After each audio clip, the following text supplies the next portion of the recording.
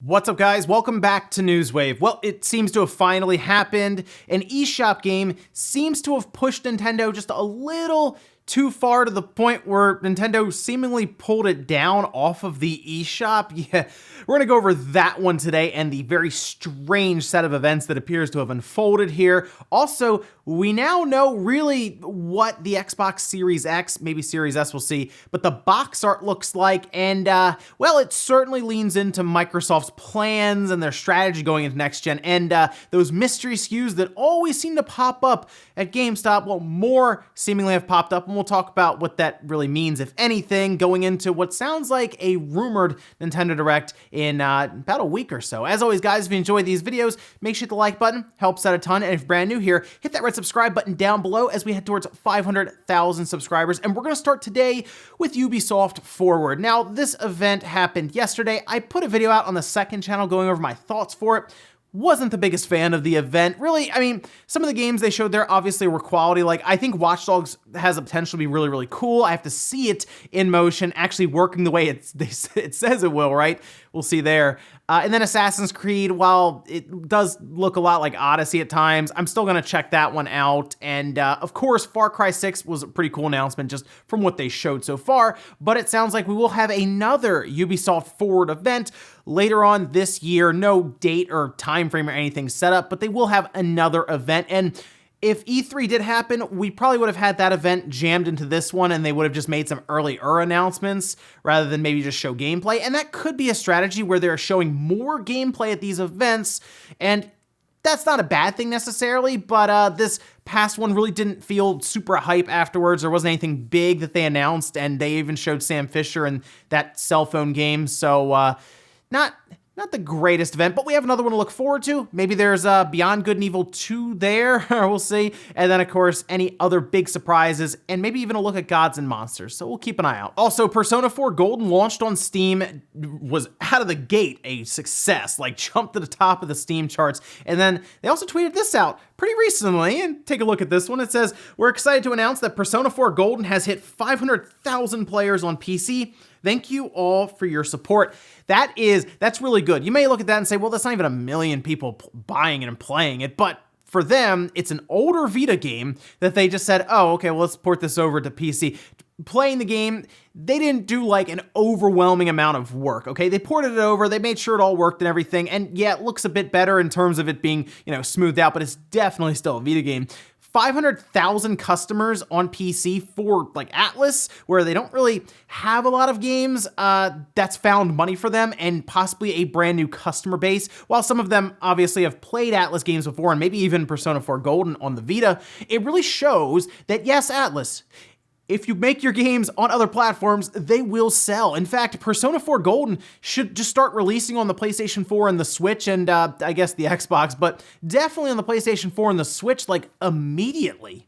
You've already seen the success there, and you should look into your other Persona games and start moving them around as well, because yes, believe it or not, people on other platforms want to buy Persona. Oh, and check this out. This was really weird. Okay, so GameFly will occasionally post games early, and they posted Cobra Kai? No, seriously, this is a listing here. It's Cobra Kai, the Karate Kid saga continues. They have it listed for the Switch, the Xbox One, and the PlayStation 4, and it appears to be done by Game Mill.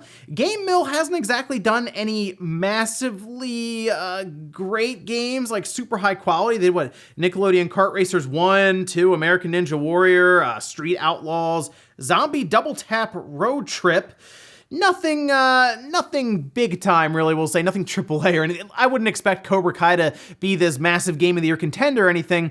It's just interesting to see this pop up. I'm curious what kind of game it's going to be. Is this going to be like a action beat-em-up style game, or are they going to actually try to have like a storyline for it? I mean, clearly it'll be good to have this in around the holiday time when we expect season 3 to show up for Cobra Kai on Netflix, but it was odd to me to see it pop up. I don't think it's gonna be like a big time budget or anything with it, but Cobra Kai getting its own game possibly in 2020 that's now been leaked out by Gamefly, it seems. We'll keep an eye on this one because I just want to see what it looks like. I'm not crossing my fingers for anything amazing. And guys, with some of the quick news out of the way, let's get into the bigger stuff. We're going to start right away with this eShop game that seemed to have pushed Nintendo just a little too far. Now, we're waiting for actual comment from Nintendo themselves, and Eurogamers reached out at this point because the situation, it's very weird. Like, it's super strange. The eShop, of course, has been overrun with games like crazy. We saw at one point with 20 or 30 games getting dropped on there in a day.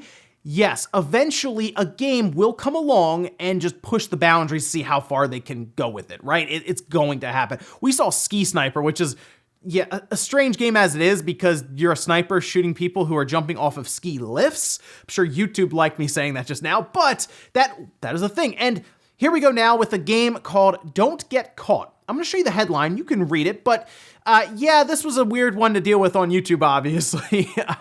But it appears to be you in the back of a taxi cab trying not to get caught with extracurricular activities. And again, you can read the headline there. This shocked a lot of people that this appeared on the eShop randomly. There was a full trailer, screenshots. We had a release date of today, July 13th, but the game was just randomly pulled down, and there was no real reason for it at first. People were, of course, speculating, oh, I guess it was ripped down because, well, look at it. And what's strange about this is this appeared to be a game that was repackaged from a freeware game that was available online and censored and changed slightly to maybe go under the radar on the eShop. It ended up just being found. People started to talk about it and post it up on Twitter and even recording the eShop's trailer and dropping it on YouTube to show it off. Then it eventually blew up online, and I have a feeling Nintendo noticed. Now, what's really odd about this is the game's publisher, Ultimate Games, did actually give a comment to Nintendo Life, and they said that it was all an accident.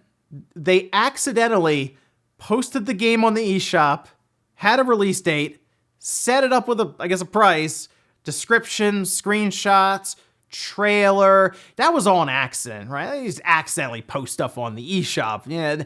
I don't know about that one necessarily. Now, from what I've been able to gather, because this story was super weird, it's the eShop getting a game that I guess maybe Nintendo didn't like and ripped it down, or they accidentally let it through. Trust me, while it sounds like Nintendo is not curating the shop, and I really don't think they are that well, they do have a lot of things that have to be checked before the game can appear on the shop, okay? And I'm sure at some point in time, they look at what the game is, right? They don't have a very strict curation in terms of content, but they definitely have some requirements you have to meet for the game working and being patched and all of that. That is a thing, right? It goes back and forth between publishers, developers. Some games have been delayed at times because of this, and it just has never really been said publicly, unless it's like a patch they're trying to push and they're like, oh, we're waiting to hear back from Nintendo to approve it. But I have a feeling, due to the situation right now with COVID, and we of course hear the remote work, I'm sure there was a point in time where maybe this slipped through,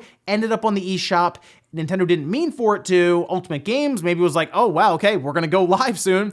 But then Nintendo probably ripped it back down, and Ultimate Games saying it was an accident, maybe to save face, but technically they wouldn't be lying if that was the case there.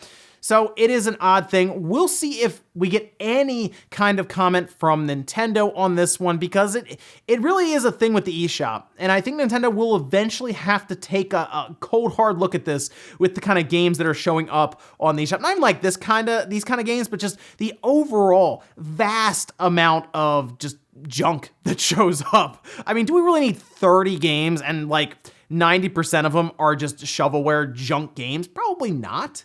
In fact, they end up flooding the eShop and burying a lot of good games. So here's hoping that maybe Nintendo has a bit of a wake-up call. I have a feeling their wake-up call is going to be, oh, we should probably make sure we don't accidentally push a game through that wasn't supposed to be. But slot machine game number 533 is perfectly fine. Next up, let's talk about the Xbox Series X and the box art that was revealed. Now, a lot of these, of course, being revealed not necessarily officially like Sony did, where they just said, hey, here's what the box art looks like, when they showed us Spider-Man Miles Morales, and it was a little strange. It's like the white stripe with the black lettering.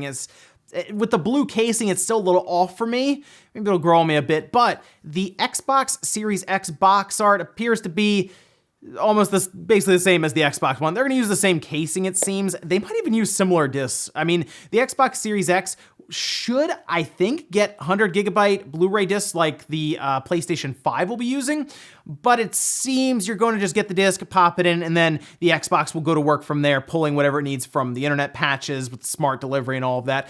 But the box art, yeah, it says Xbox One, Xbox Series X, it has Xbox at the top. It looks like the same case that we've been buying. I think it is, basically. They do have the optimized for Xbox Series X, and when I look at that, I hope that it's just a sticker on the shrink wrap. They are advertising it there, obviously, as part of almost the box art itself. Like, you buy Watch Dogs, for example, and that is just printed on the box art. I hope that's not the case.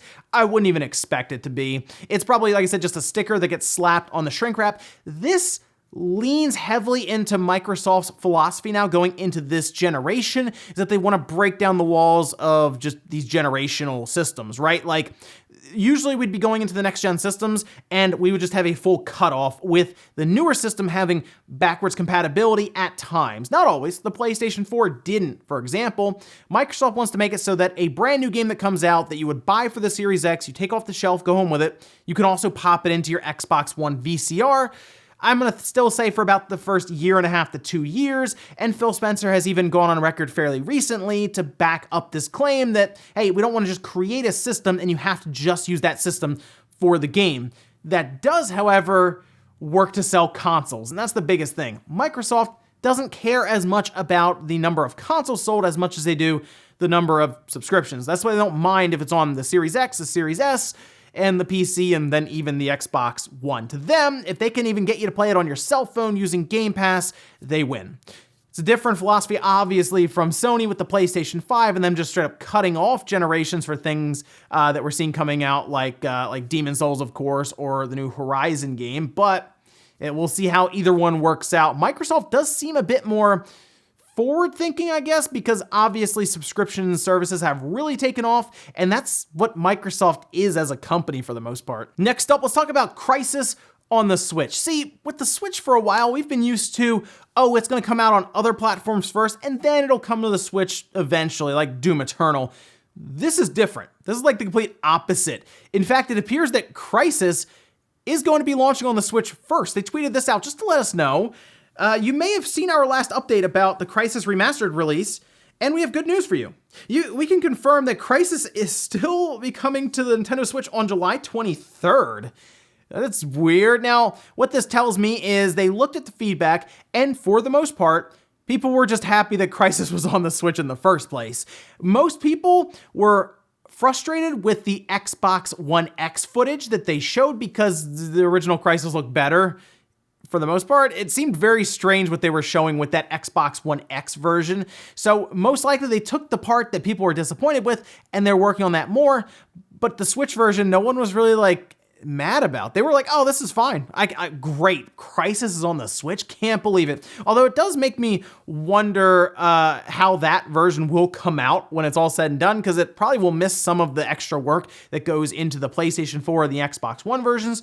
That could be a patch though. Like, let's say they work out some bugs while they are continuing to improve those versions that still exist in the Switch.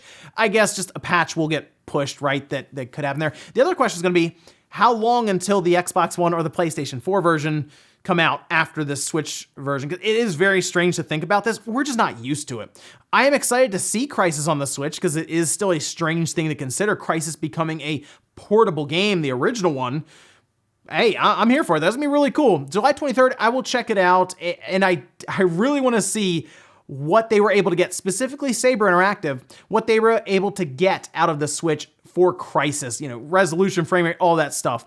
I'm okay with a lower resolution for this one as long as the frame rate holds steady, because Crysis still looked good way back in the day on my older video card that couldn't push a super high resolution at the time, because Crysis would just beat the video card up like crazy.